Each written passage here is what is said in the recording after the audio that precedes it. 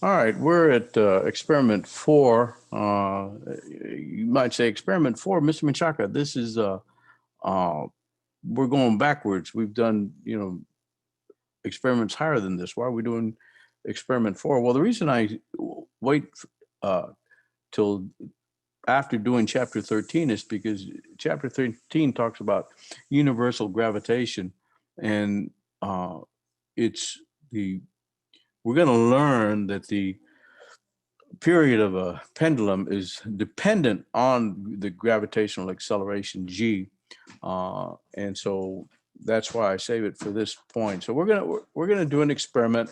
The simple pendulum parameters: angle, mass, length, and damping. So what we're gonna do is we're gonna uh, vary the angle at which we start the pendulum. We're gonna vary the mass that the pendulum bob, and we're gonna measure the length of the pendulum.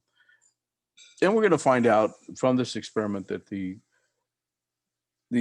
period is related to the length and uh, the gravitational force. We'll see that. In fact, we'll see it in the introduction. So this is the experiment. Basically, we see that the period is this equation here: 2 pi times the square root of L over G times this infinite series here.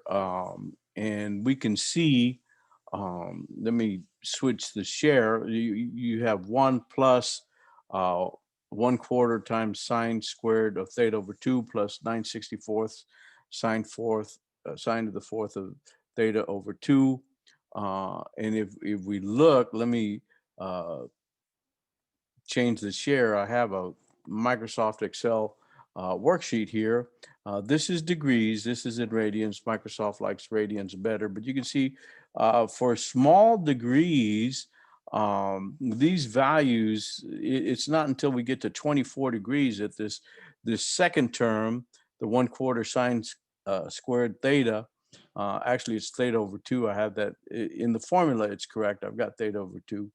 But you can see that it's not until we get to about 24 degrees that there's even uh, a zero point zero 0.01 difference.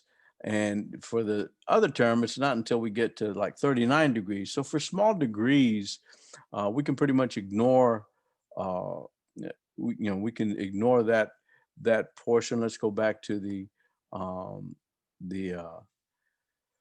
oh, let's see, where is it? The uh, experiment. So for small angles, we're going to just use this equation here. We're going to drop the. It even says for small angles, theta less than 20 degrees, the theta terms in the series are small compared to unity. So we're going to drop them. So for a good approximation, the period is equal to 2 pi times the square root of the length divided by the gravitational acceleration. You can see this is called the first order approximation. Of the second term of the series is retained. The approximation is to second order and so on. Um, so what we're going to do is we're going to do an experimental procedure. It's going to be simulated. We're going to use um, a FET uh, simulation. Uh, and first, what we're going to do is you can see we're going to vary the angle. Uh, you look at the title: Simple Pendulum Parameters, Angle, Mass, and Length. So the first thing we're going to do is we're going to measure the angle. We're going to increase the angle and see the what the period is, the experimental versus the theoretical, and come up with the percent error all the way up to 45 degrees. Then the next data table, we're going to measure the mass. We're going to see, will the mass make a difference? So you'll use the same angle theta, but you're going to vary the length. And so we'll have 4 different masses, and you'll have the experimental, you'll have the theoretical, and you'll get the percent error. And then the last thing we're going to do is we're going to measure the length.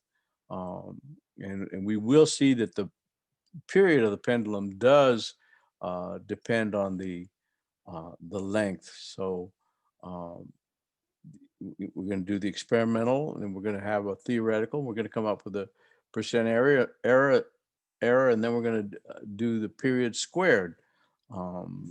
So we're probably going to get that from, we're going to get the slope of a graph, and you see the value G from experimental data, the slope of the graph. So we're going to measure G, and that's why I wait until we get to the universal gravitation to do this. And we can't do it here and physically, but on the little PhET simulated experiment, we can change which planet we're on. So I'll ask you to play with that a little bit. And then the next one we're going to do is we're going to damp the harmonic oscillation. You can add in a damping factor. I tried to do this physically here at home using the same.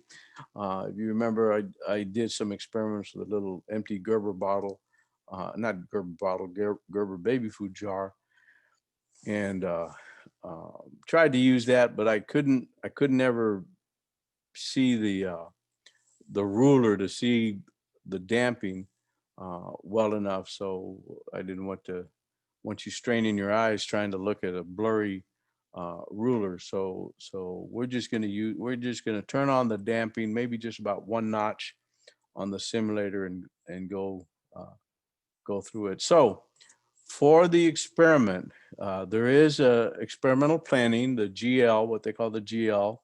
I'm going to make that extra credit. If you do that, it's not required, but if you do that, I'll give you 10 extra points to your lab.